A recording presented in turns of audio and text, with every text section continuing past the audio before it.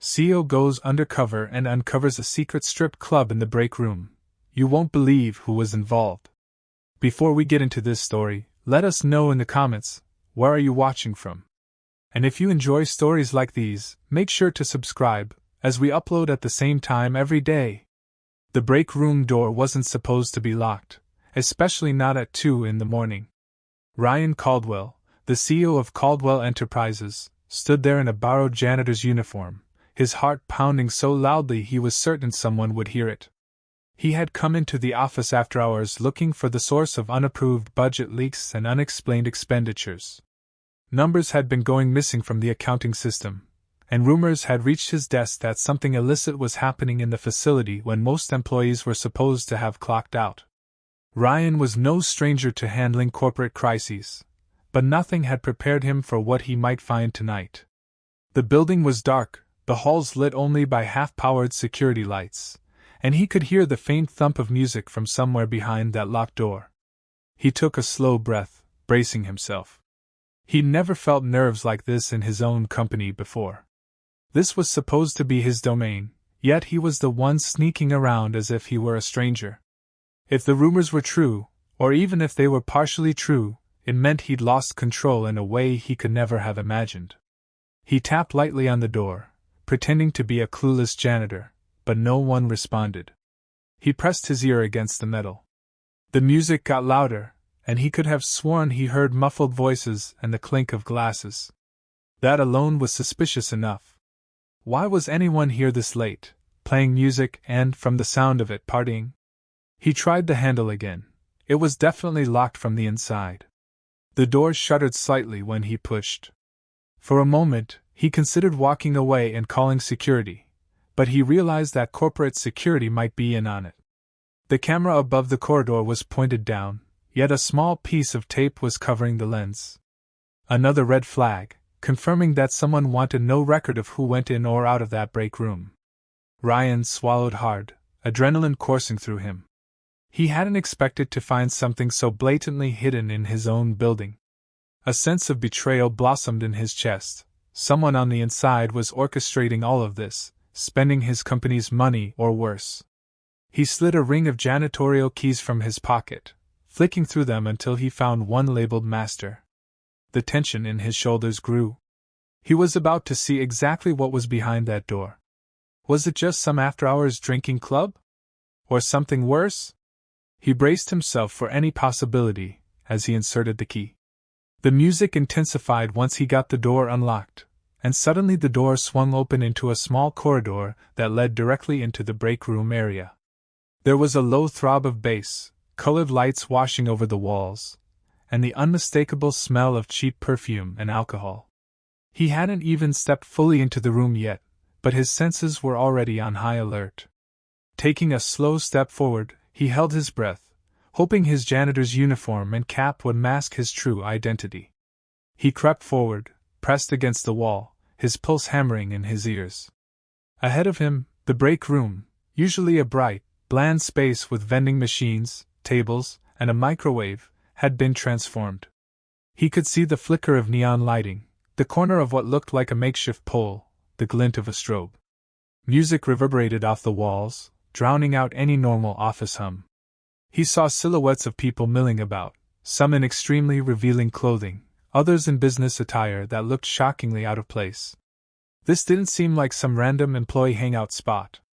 It felt far more organized, a full-blown adult club hidden away in the heart of his company's building. He pressed himself behind one of the taller potted plants in the corridor, peeking out carefully. A man stood near the entrance of the break room, collecting money from anyone who walked in. Ryan recognized him immediately, Travis, the building's bar manager for corporate events. Travis was known for his charm and ability to whip up cocktails at holiday parties, but now he was manning a door to what looked like a private party. Ryan watched as an employee from the finance department, Leah, approached Travis with an envelope. She handed over some bills, and he let her pass. Leah was wearing an outfit Ryan never would have expected to see her in, even outside of work. It was skimpy, bright, more suited to an exotic dance club than an office. The sight made Ryan's stomach churn in disbelief. he risked edging closer. Another employee, a young accountant named Maria, stood in a corner, adjusting the straps on her shoes. She looked uncomfortable, glancing around with anxious eyes. Ryan had always known Maria to be shy, polite, a single mother who worked hard to keep her job stable. And here she was, apparently part of something that certainly wasn't in her job description. Ryan felt an immediate pang of concern. Was she coerced into this? He needed to figure out who was running the show, who was pressuring these employees, and why on earth it was happening in his break room. He took another step, aiming to blend in with the shadows. Over the pounding music, he could hear a voice say, "Greg's on his way. Make sure everything's perfect for him." That name was enough to turn Ryan's blood cold. Greg Larson was a senior executive in Ryan's own corporate structure. If Greg was involved, this was bigger than some after-hours hobby. It was an orchestrated operation likely funded by missing company money. Ryan's mind raced as he pieced things together. Employees were dancing, some even stripping, in exchange for money, and a high-level exec was about to show up. The place was set up like a private club, complete with a bar, strobe lights, and a makeshift dance stage. It explained the inconsistencies in the budget lines. This was a clandestine strip club inside Caldwell Enterprises. Ryan clenched his fists. His presence here as an undercover boss was no longer just about numbers. It was about protecting his employees from exploitation. He couldn't walk away. He had to expose this. But first, he needed more information, more evidence. He inched deeper into the corridor, staying out of sight. He saw Danielle, the HR manager, carrying a tray of drinks while wearing an outfit so out of character for her typical professional demeanor that it made Ryan's jaw tighten. She wore a sly smile as she delivered cocktails to a group of off-duty employees. Danielle was actively participating, serving drinks to people who should have left the office hours ago. It was horrifying to see HR, the department meant to protect staff, playing right into something that was clearly exploitative. Ryan's heart pounded with every second he stood there. The break room had turned into an underworld, a place of secrecy, shadows, and a blatant misuse of power. He realized he needed to be careful. The entire operation was well hidden for a reason, and if he blew his cover too soon, the people running it might destroy any evidence. Worse, they might retaliate against employees like Maria. He wondered how many of them were here by choice and how many felt trapped. The music thumped, the lights flashed, and with every step, Ryan felt as if he were descending into a place of moral decay that contradicted everything he believed his company stood for. He vowed silently, by the time this was over, he would make sure no one was forced into such an ugly situation again. But before that, he had to catch the masterminds, and he had to see enough to be able to confront them directly. The risk was high, but he refused to walk away now. Ryan took one last breath, forced his posture to remain calm, and stepped around the corner. Travis spotted him immediately, scowling as if about to question who this new figure was. But before Travis could say anything, Ryan adjusted his cap, put on a gruff expression, and pretended to be a clueless janitor. He muttered, "Just here to clean up. Boss said there was a spill," and avoided eye contact. Travis hesitated, clearly annoyed, but after a second, he jerked his chin as if telling Ryan to hurry up and stay out of the way. Ryan slid past, trying not to let his disgust show. He was now inside, where the lights strobed over half-dressed employees and the HR manager played bartender. Every instinct in him screamed that he had to shut it down immediately. But first, he needed to see if Greg would arrive, because that would confirm who was really at the center of this corruption. He steadied himself for what he'd do next. It didn't take long before the tension built. People kept mentioning Greg's name, saying he'd be pleased with how things were set up. Ryan stayed near the wall, half hidden behind a table stacked with empty glasses. The vibe was a twisted parody of a strip club, some employees dancing on a small stage, others socializing around the bar, while the so-called security detail watched the door.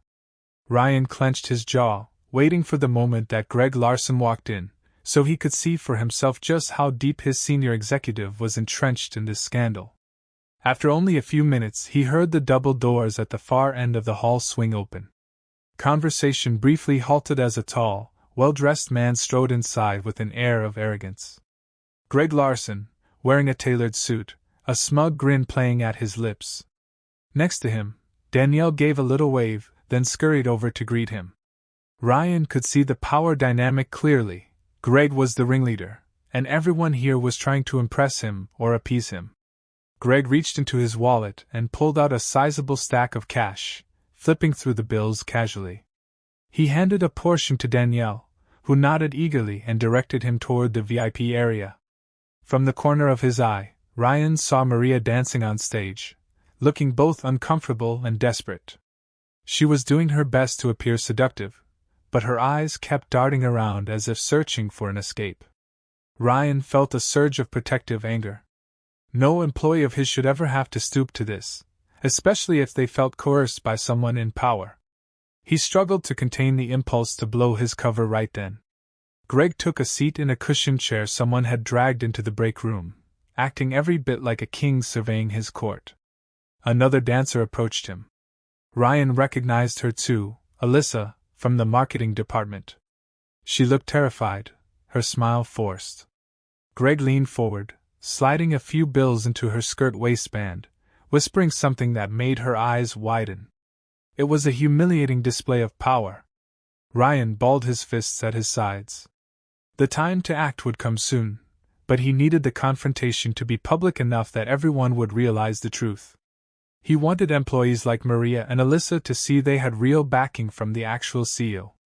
He wanted Greg and Danielle to have no chance to cover up or escape. He had to pick the perfect moment, ensuring maximum impact and minimal risk to the employees. For now, Ryan lurked, observing, letting the horror of the situation sink in. The entire break room had been converted into a seedy nightclub, a makeshift bar with bottles of liquor on the kitchen counter, a small stage with a pole, strobe lights plugged into portable outlets, and somebody's personal DJ equipment blasting music. He recognized some employees' faces as they served drinks or performed on stage, each looking more conflicted than the last. He wondered if they felt they had no choice, if maybe they'd been threatened with job loss or blackmailed. Greg Larson was well known for being persuasive and not above intimidation. And the presence of Danielle, the HR manager, suggested that employees wouldn't dare complain. It enraged Ryan to think that the very person who should protect them was part of their exploitation. He breathed in, letting the wave of anger settle into focus. Everything was about to change. He would make sure of it. But first, he needed a final piece of undeniable evidence that Greg was behind the finances of this operation. If he simply revealed himself now, Greg might claim ignorance or pin it all on lower-level staff. Ryan wanted to be absolutely sure he could nail him. He walked closer to the bar, picking up a discarded cleaning rag along the way to keep up appearances. Danielle was busy counting money in an open cash box. He pretended to wipe down the counters, inching nearer. Her eyes flicked over him, but she seemed too engrossed in the money to care. He listened as she muttered numbers under her breath. 2,000 plus the cut from the private dances, that's another few hundred. She was so wrapped up in her counting that she didn't notice Ryan leaning in. Then Greg strode over, a self-satisfied smirk on his face. He took a swig from a glass that Danielle handed him, then peered at the cash box. "Looks good," he said. "Don't forget my share. We'll need to keep certain people happy if we're going to run this again next month." Ryan's chest tightened. That was it, a direct implication that this wasn't a one-time event. It was an ongoing operation. Employees were repeatedly being used, presumably for months, given how the financial discrepancies had been piling up. He'd heard enough. He stepped back quietly, mind buzzing, weighing the best approach to blow this wide open. With Greg and Danielle both distracted, now could be the time to confront them in front of everyone. But he wanted to wait for just a few more eyes to turn their way, ensuring maximum exposure. He spotted Maria finishing a dance and returning to a corner, clearly miserable. The injustice overwhelmed him. He couldn't wait any longer. He dropped the rag on the bar and stood up straight, letting his frame fill out the janitor's uniform. He took one step forward, preparing to call them out, when Travis noticed him and shouted over the music. "Hey! Janitor! Get out of here! This area's off limits!" Ryan froze. Dozens of eyes turned to him. He had no choice now. This was the moment. He tore the cap off his head, tossing it aside, and straightened his posture. The place fell into sudden, stunned silence, the music still thumping but all conversation ceasing. Ryan locked eyes with Greg, whose smug grin faltered. "What the hell is going on here?" Ryan demanded, his voice cutting through the music. He didn't shout, but the authority in his tone was unmistakable. He could see shock and confusion ripple across the employees' faces. Some recognized him, eyes widening with a mixture of relief and terror. Greg's eyes narrowed, flicking from Ryan's face to the name patch on the janitor's uniform. "Who are you supposed to be?" Greg asked, though Ryan could see he was already putting two and two together. Everyone in corporate knew what Ryan Caldwell looked like. Maybe they just never expected to see him in these clothes. Ryan stepped forward, carefully and deliberately. "I'm the one who's been hearing rumors about missing money, locked doors, and employees working after hours without authorization. I'm the CO. At that, the entire room seemed to hold its breath. Travis took a step back, uncertain. Danielle tried to say something, but words caught in her throat. Employees like Maria and Alyssa stared at Ryan in disbelief, no doubt wondering if this was all some elaborate trap or if their salvation had finally arrived. Greg, for his part, froze with his drink halfway to his lips. A mix of anger and fear flickered in his eyes. Then, slowly, he put the glass down. "I can explain," Greg said, forcing a smirk. "This isn't what it looks like, Caldwell. This is a private event. It's not sanctioned by the company, but it's harmless. Just some fun." Ryan's gaze swept the room. "Fun? You call this fun? Coercing my employees to strip for money on company property, setting up a bar in a break room, covering security cameras to hide your tracks? That's far from harmless, Greg."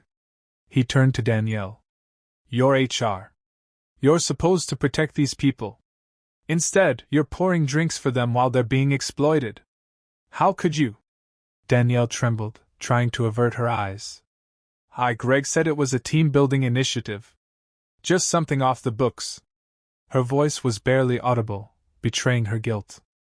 Ryan clenched his teeth, fighting the urge to explode in rage. "Team-building?" he repeated incredulously. "Look around you. Does this look like any legitimate team-building exercise you've ever heard of?" No one responded. The employees just stared, as if unsure whether to flee or remain. A hush had fallen, the only sound the heavy bass line of the music. Ryan took another step forward, looking at Greg, then at Travis, then at Danielle. He could feel the tension crackling in the air. The time for half measures was over. With every second, employees were at risk, or so he believed. The last thing he wanted was for Greg and his cronies to walk away unscathed. He had to make a decisive move. In one abrupt motion, he strode to the corner where the DJ equipment stood, pressed a button, and silenced the music. The sudden absence of noise felt like a shockwave through the room. Greg stood, letting the glass he held slide out of his hand onto the floor with a muffled thud. This is all a misunderstanding," he tried again. "We were just letting people blow off steam. No one's being forced." Maria spoke up then, surprising Ryan. Her voice was shaky, but she mustered the courage to say, "You threatened to fire me if I didn't come. You said if I wanted my child's health care to stay intact, I'd keep quiet and dance." Her words hung in the still air, an accusation that cut through any remaining facade of innocence Greg might claim. Ryan's gaze locked on Greg. Anger flared in his chest. "I think we're past the point of excuses," he said, letting the authority seep into his tone. He glanced at Danielle. "You wrote up the paperwork for that threat, didn't you?" Danielle's face went pale. She looked around, realizing just how cornered she was. She stammered, "It was just, he said to do it. I needed my job, too." Ryan felt a bitter taste in his mouth. This was a toxic cycle of fear and coercion, orchestrated by Greg and likely others. He drew a long breath, looking out over the crowd of employees. Anyone who was forced, who was threatened, who felt they had no choice, step aside. I want to hear your stories. With that statement, he declared himself as an ally to them, not just a figurehead boss who might punish them for being here. Employees hesitated, exchanging worried glances. Then Maria moved first. She set her jaw, stepped down from the little stage, and stood next to Ryan. Alyssa followed, tears in her eyes. One by one, others joined. Their presence formed a small cluster behind him. He could feel their desperation and relief, the sense that maybe justice was finally coming. Meanwhile, Greg's face contorted with rage. You can't believe them over me, he spat. They're just employees. I'm an executive. I've contributed more to this company than any of them. Ryan looked him square in the eye. That's where you're wrong, he said quietly. They are the heart of this company. You only help poison it. With that, he turned to Travis, who had gone eerily silent. And you, don't think I've forgotten your role in this. You've been taking money at the door, haven't you? Or would you like to lie about that too?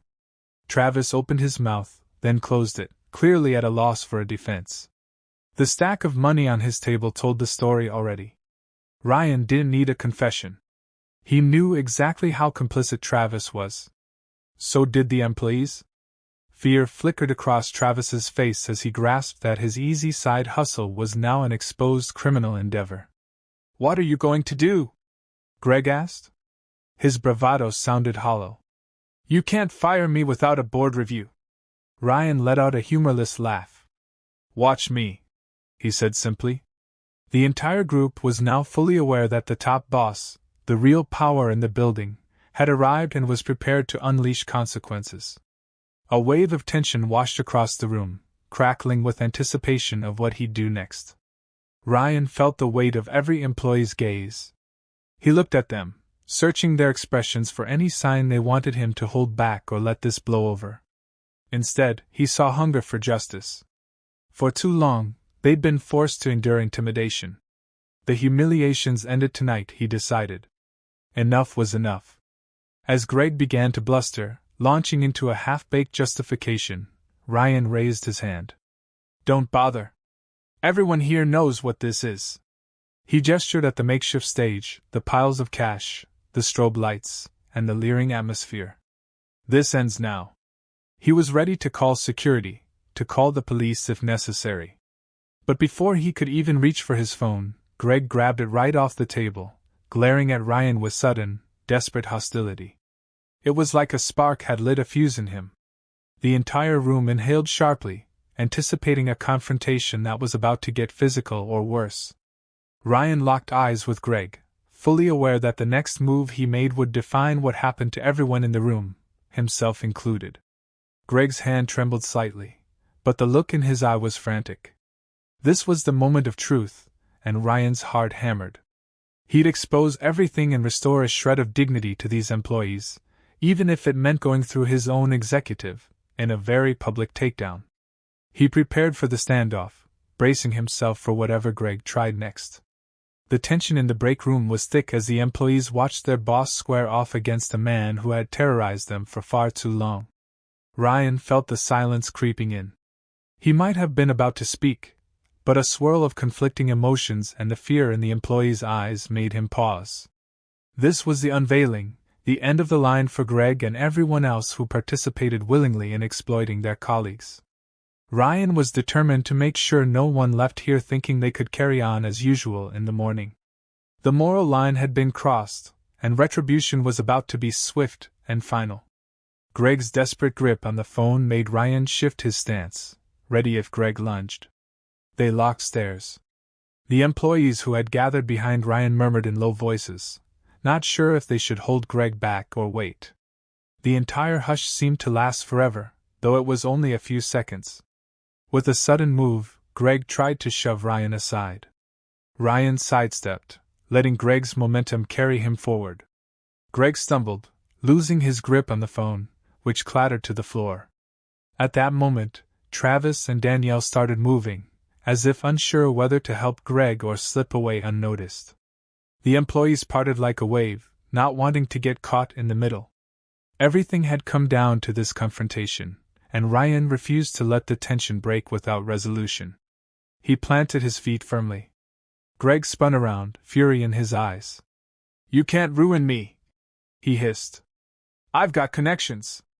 I've got enough influence to make sure no one believes your story." Ryan let out a breath he hadn't realized he was holding. "My story? There are dozens of witnesses here," he replied, gesturing to all the employees who had been forced to dance or watch. "You think they won't stand together? You think they won't talk?" Greg's gaze darted around the room. For the first time, real fear eclipsed his arrogance. Even Travis and Danielle weren't making eye contact with him, perhaps sensing that self-preservation was the only way forward now that the jig was up. Greg's shoulders slumped slightly, but he wasn't done. In a last-ditch effort, he whirled on the frightened employees. "You're all complicit," he snarled. "You took money. You showed up here willingly. You think the cops will side with you?" A wave of unease passed through the crowd behind Ryan. Some of them had indeed danced or served drinks, if only under coercion. They were terrified of the legal or professional consequences. Ryan knew he had to reaffirm his position. "They won't face consequences," he stated firmly. "Not one of them. They were manipulated, threatened with firing, their benefits dangled in front of them like bait. You're the ones who set this up. You, Travis, Danielle, whoever else helped you." His voice grew louder. "You think this is a game, but it stops here." In that moment, the employees seemed to take courage from his words, drawing closer together. Maria, tears still wet on her cheeks, wiped them away and nodded. Alyssa, with unsteady hands, reached out to comfort her. Others exchanged glances of resolve. They would speak out. They would stand up for themselves. Greg looked around, searching for an ally, but found none. Even Travis stepped away from him, not wanting to be in the same sinking boat. Danielle, trembling, clutched at her tray, as if she might shield herself from the judgment swirling in the air. Ryan took a measured step forward, picking his phone up off the floor. He eyed it, then looked at Greg. "I'm calling the police," he stated simply. He began dialing as Greg sputtered in protest. "We can handle this internally," Greg said desperately. "No need to bring cops into it. It'll ruin the company's reputation." Ryan had already pressed the call button. "You've done enough damage to our reputation," he said, eyes never leaving Greg's. "But I'd rather face a scandal than let you get away with what you've done. You've turned my company's break room into a nightmare. There's no sweeping this under the rug." Greg's face turned a mottled red as he realized there was no escape. Even if he darted for the door, the employees would never keep quiet after what they'd been through. Ryan spoke calmly into the phone, identifying himself and the building address, stating there was illicit activity, stolen funds, and a potential trafficking situation happening. The dispatcher's questions buzzed in his ear, but he answered clearly. When he ended the call, the entire room knew the countdown had begun. The authorities were on their way. Some employees breathed sighs of relief, tears of exhaustion trailing down their faces. Others still looked terrified, but a sense of hope seemed to spread. Greg glared at Ryan with pure venom. "You'll regret this," he spat, as if the threat might still sway him. Ryan didn't flinch. "No, Greg. You will," he replied, calm and resolute. Amidst the tense silence, the sound of approaching sirens grew faintly in the distance. Ryan turned to the employees, his voice gentle now. "Anyone who wants to give a statement, stay. The police will need to hear your stories. Anyone who's afraid, or who just wants to step aside, do what feels right. But know this, you're not alone anymore." Several employees looked at him in gratitude. Even those who seemed hesitant at first began nodding. They had lived in fear under Greg and his minions, but tonight was the turning point. They'd finally been heard. The break room that had been a stage for secrecy and shame would now become the site of an overdue reckoning. Ryan never thought he'd see his own facility become a crime scene, but if that's what it took to protect his staff, he would let the entire building fill with blue flashing lights. He stood there, breathing heavily, adrenaline still coursing. Somewhere in the corner, the strobe lights continued to flash in eerie silence, a final testament to the twisted party that had been orchestrated under his nose.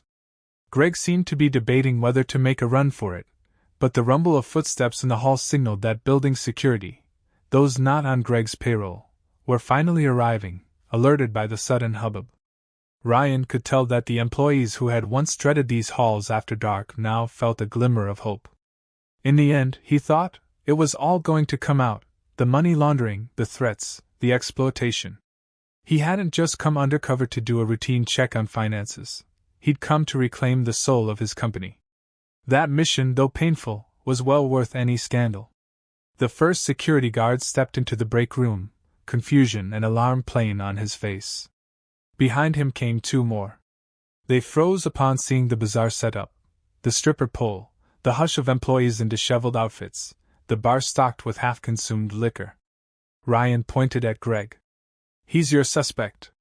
Him, and anyone else who tries to stop the police from coming in. Corporate infiltration, theft of funds, harassment, everything.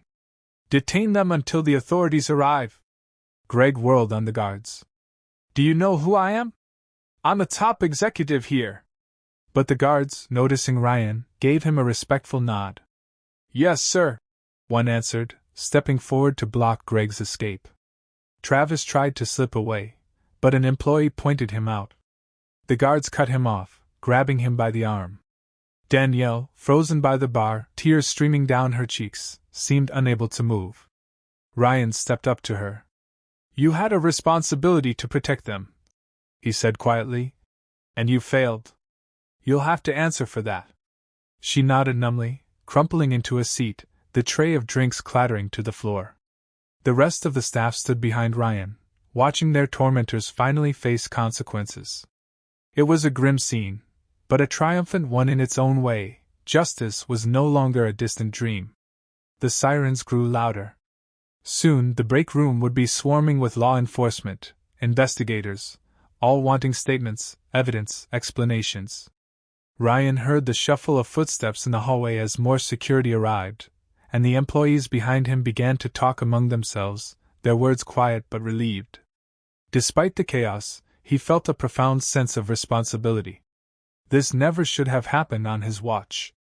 He'd built Caldwell Enterprises from the ground up, determined to make it a place of innovation, fairness, and progress. Yet here, in the heart of his headquarters, a toxic ring of exploitation had festered under his nose. He knew the fallout would be massive: headlines, lawsuits, possible criminal charges for the perpetrators, and a swirl of negative press. But none of that mattered as much as the safety and dignity of the people who worked for him. In the hush that followed, the employees who'd been forced to perform in the clandestine club seemed to breathe in a new sense of freedom. They huddled together, some supporting others who wept openly. Ryan looked each one in the eye, silently conveying that he was here now, and he wouldn't abandon them. Whatever it took, he'd see this through. A few minutes later, the police arrived, uniformed officers stepping into the break room with expressions of disbelief. They began questioning everyone, cordoning off the area, and gathering statements. Greg and Travis were placed in handcuffs. Danielle was led away, her shoulders shaking as she tried to explain herself. Employees stepped forward to tell their stories, halting at first, but growing in confidence. Maria recounted how Greg had threatened her child's healthcare coverage. Alyssa described how Danielle convinced her she could be let go if she refused to participate. Each testimony was another nail in the coffin of Greg's operation. Ryan answered the police's questions calmly, describing how he'd gone undercover after noticing inconsistencies in the budget and hearing rumors from a few brave whistleblowers. He handed over any electronic evidence he had gathered, including suspicious financial reports and a flash drive with partial logs. The officers looked grim as they realized the scale of the scheme. Throughout it all, Ryan kept glancing at the employees who had found the courage to speak. Their relief and gratitude fueled his determination.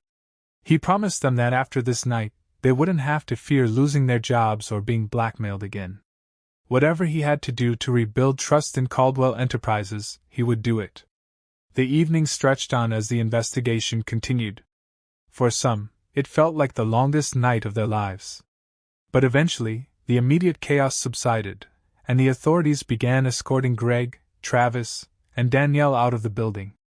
The crowd of employees parted, letting them pass.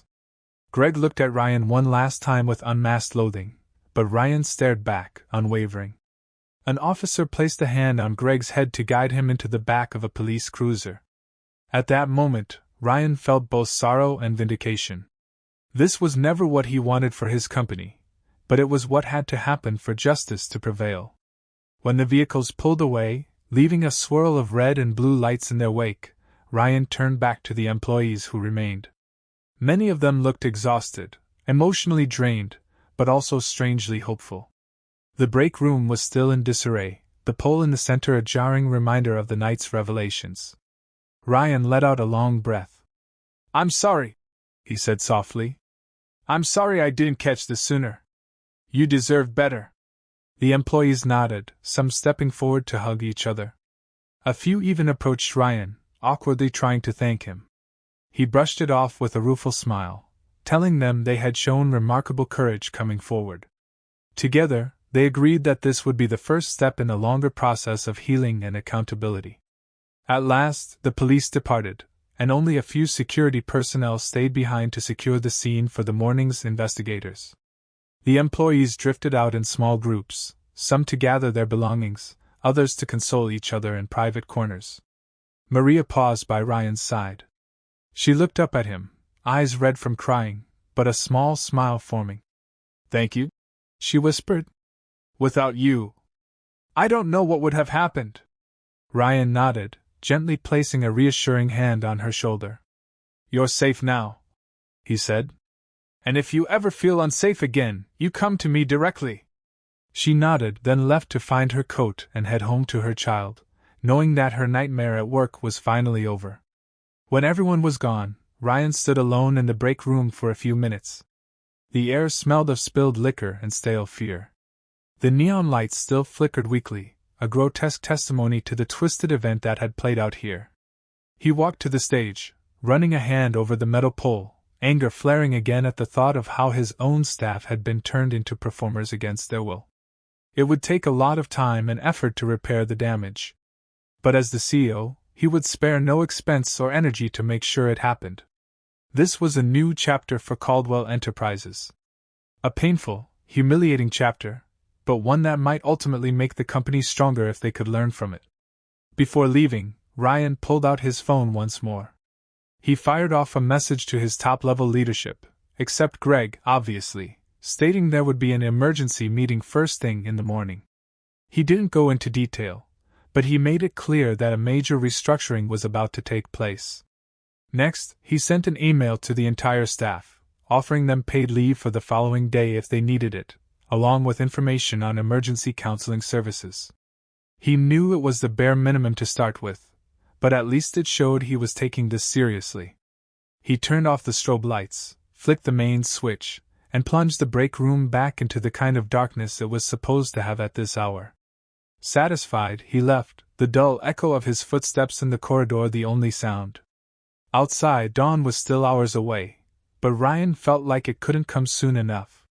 He drove home in silence, heart heavy with the weight of the night's events.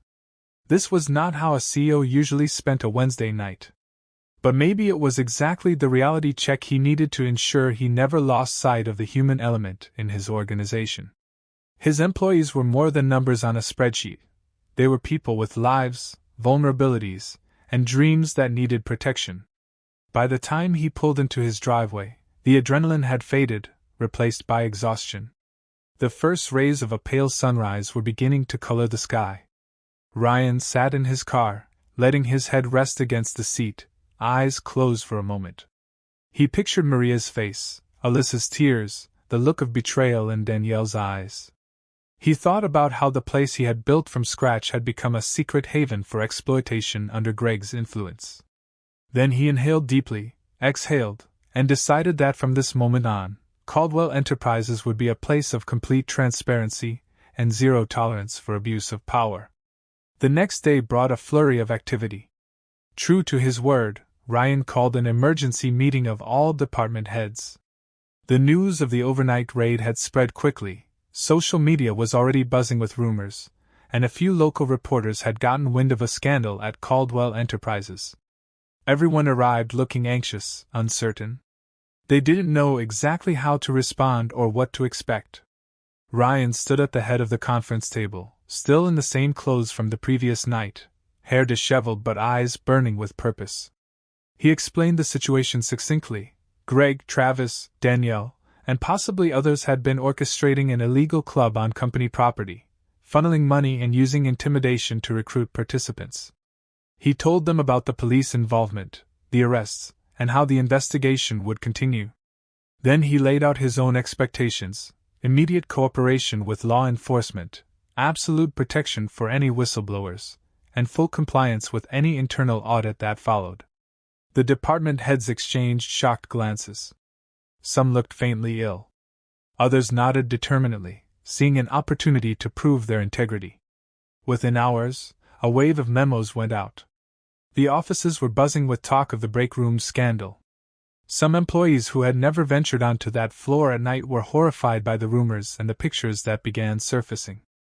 Others who had suspected something all along now came forward with additional details. The HR department had been effectively gutted with Danielle's arrest, so Ryan brought in an outside consultant group to manage the immediate chaos, ensuring employees' rights were protected. He also established a hotline for anonymous tips or concerns, wanting to root out any other hidden issues. While the company reeled from the shock, Ryan made certain that employees who had been victimized got the resources they needed. He personally spoke with Maria and Alyssa, among others, reassuring them they would not face disciplinary action for what they'd been coerced to do. Instead, he offered them extended time off, counseling, and job security. Some simply needed to hear that they still had a place at Caldwell Enterprises without stigma or shame. Behind the scenes, Ryan worked tirelessly with the finance department, now missing a few key members who had been part of Greg's circle, to track down the missing funds. The deeper they dug, the more it became clear that Greg had been siphoning money through dummy invoices and expenses, directing it to bankroll his clandestine club. It was a complex web of fraud, and it would take months to fully unravel. But every new discovery only solidified Ryan's resolve. He would not rest until every single collaborator was exposed. The board of directors, initially blindsided, rallied behind him after realizing the seriousness of the matter and the potential liability if they did not act swiftly. They authorized him to take any measures necessary to clean house. For the employees who had been forced to dance or serve drinks, it was a complicated mix of relief and lingering trauma. Many feared being judged by their colleagues. Some worried that no one would believe they were coerced. But as Ryan had promised, he made sure they had a voice in the investigation. He set up private interviews where they could share details with law enforcement or the outside consultant, no questions asked. With each testimony, the scope of Greg's manipulations became clearer. Some employees had families to support, medical bills, or student loans. Greg and Travis exploited those vulnerabilities mercilessly, offering easy cash in exchange for humiliating work. In the days that followed, the media caught wind of the story in a big way. Headlines blared about the secret strip club and major corporations break room, and CEO goes undercover to take down corrupt exec. The press swarmed, looking for statements, interviews, or any juicy details. Ryan was careful in his public comments. He reiterated that the company would cooperate fully with the investigation and that those responsible would be held accountable. He declined to provide salacious details, focusing instead on supporting the employees who had been wronged. Internally, employees felt a mixture of embarrassment and pride. Embarrassment that their company was in the spotlight for such a lurid scandal, but pride that their CEO had stepped up, gone undercover, and then took decisive action to protect them. Morale, while shaken, also had an undercurrent of unity. Departments began holding informal gatherings to show solidarity for the affected coworkers, collecting donations to help anyone who needed financial assistance now that the shadowy operation was gone. Ryan noticed these small acts of kindness and was moved, but he also knew it would take a long time for the wounds to heal. He made a point of walking the floors, talking to people, answering questions as transparently as he could. The break room itself remained cordoned off as a crime scene for a while. Police technicians swept for evidence, took photographs, and even measured the space to create official records for the upcoming legal proceedings. Once they were done, Ryan ordered the entire room to be emptied. He didn't want any trace of that makeshift club left. The pole, the lights, the battered bar set up, they were all hauled away. Watching it happen felt cleansing, like excising a tumor from the company's body. Afterwards, Ryan commissioned a remodeling project, turning the old break room into a bright, open lounge with comfortable chairs, healthy snacks, and large windows for natural light. He wanted to replace the memories of what happened there with a place that genuinely nurtured employees. He had an idea of installing a library corner or even a small mindfulness zone, ensuring the new space symbolized transparency, well-being, and unity. But he couldn't do it alone. He formed a committee of employees from various departments, none from Greg's old circle, to design the new break room. They leapt at the chance, seeing it as a way to reclaim a piece of the company's identity. As the weeks passed, the arrests led to indictments, and Greg, Travis, and Danielle found themselves facing a range of charges, from fraud to harassment. Ryan stayed out of the criminal proceedings as much as possible, trusting the justice system to do its work. Meanwhile, Caldwell Enterprises began the long process of rebuilding. Investors were jumpy, the stock took a temporary dip, and some corporate partners expressed concern.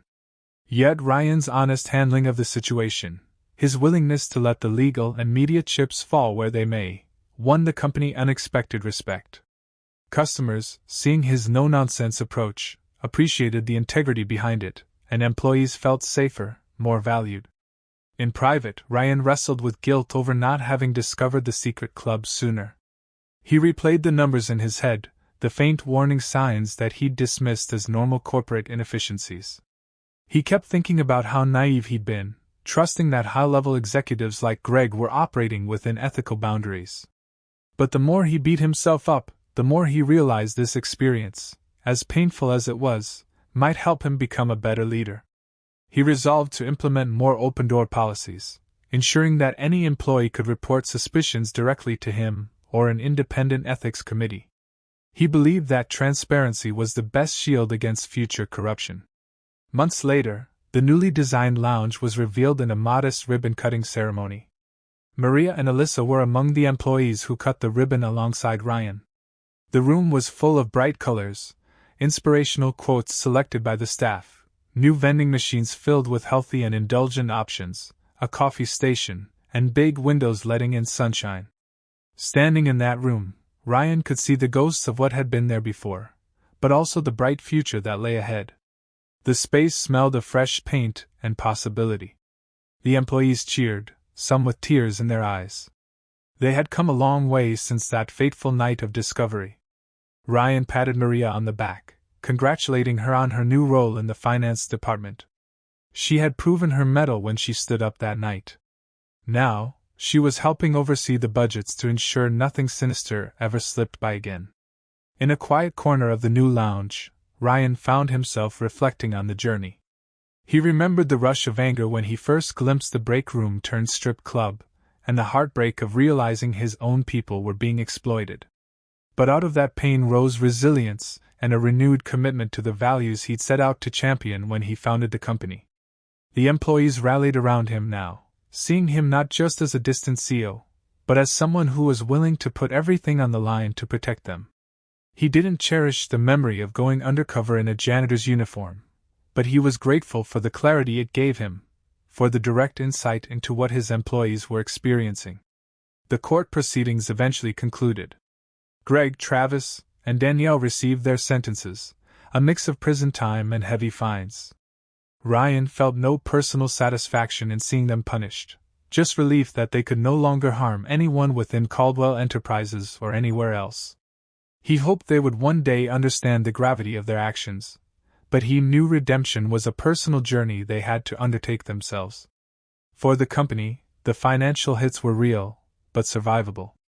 Ryan had personally fronted some of the costs to ensure no employees lost their jobs or benefits while the dust settled. He saw it as an investment not in PR, but in humanity. The board, seeing the support from employees and the outpouring of public empathy, stood firmly behind him. As time wore on, the scandal receded into history. The tabloids found new stories to chase, and Caldwell Enterprises stabilized. The brand began to recover, attracting new talent drawn by the company's strong ethical stance. The lounge, once a place of secrecy and exploitation, now thrived as a communal hub where employees brainstormed ideas, relaxed during breaks, or simply chatted about their day. It became a symbol of rebirth, a testament to overcoming the darkest chapters with honesty and accountability. Ryan often dropped by, sometimes bringing trays of pastries or fresh coffee, sitting with employees to hear their ideas or just share a laugh. He remained vigilant, however, never wanting to slip back into complacency. Periodically, he'd host open Q&A sessions, letting people voice concerns or pitch solutions for a more transparent culture. Over a year after the incident, one might walk into Caldwell Enterprises and see a bustling, healthy workplace, employees collaborating in the lounge, new policies encouraging mentorship and reporting lines for suspicious activity, and a renewed sense of family among the staff. The tarnish left by the secret strip club had been largely polished away by earnest reform and open conversations. Ryan himself still felt the weight of that night, but he also carried with him a sense of pride that they had turned a harrowing ordeal into a reason to grow stronger. Sometimes, new hires would ask about the scandal, having only heard rumors. Older employees explained the story with a mixture of sadness and hope, always concluding with how the CEO took personal responsibility, rooted out corruption, and stood by his people. And so, in the end, it wasn't just a sensational story of a boss who went undercover. It became a watershed moment that redefined what Caldwell Enterprises stood for. There was no going back to the old ways. The structure of the company had changed. No single individual would ever wield unchecked power, not even a top executive. Financial oversight committees were in place. HR was rebuilt from the ground up with new leadership and staff members dedicated to empathy and fairness. Watching everything come together, Ryan understood the gravity of leadership. A single night in a janitor's uniform had unraveled a grand conspiracy, but it had also revealed the desperate need for real, lasting change. And that change, though born from pain, served to strengthen the company's foundation in ways no one could have anticipated. For employees like Maria, it meant new opportunities and a renewed sense of loyalty to the firm that stood up for her. For Ryan, it meant never losing sight of the people behind the numbers, the souls behind the spreadsheets. And for everyone else, it served as a stark reminder that no workplace is immune to corruption, but with vigilance and courage, it can be rooted out. Walking through the lounge one quiet afternoon, Ryan paused to admire a small framed photo on the wall. It showed a group of employees celebrating after the renovation was complete, all smiles and raised glasses, non-alcoholic, this time. The inscription below read, "We overcame. We grew. We thrived." In that moment, Ryan felt an overwhelming sense of gratitude that, despite the darkness they faced, they found a way to rebuild trust. It wasn't easy or without scars, but it was real. He stepped away from the photo, heading back to his office to tackle the day's tasks. On his desk lay several notes from employees with ideas for future improvements, a new mentoring program, better mental health coverage, and suggestions for how to ensure no one ever slipped through the cracks again. Ryan picked up a pen and started marking approvals, smiling as he did. The memory of that break room, once a place of secrets, now stood as a testament to transformation. And so the company carried on, battered but unbroken, with a leadership and workforce more united than ever. For Ryan Caldwell, that was worth every bit of the turmoil he had endured, because in the end, the people who make a company run deserve nothing less than a safe, dignified place to do their jobs, and to chase their dreams without fear.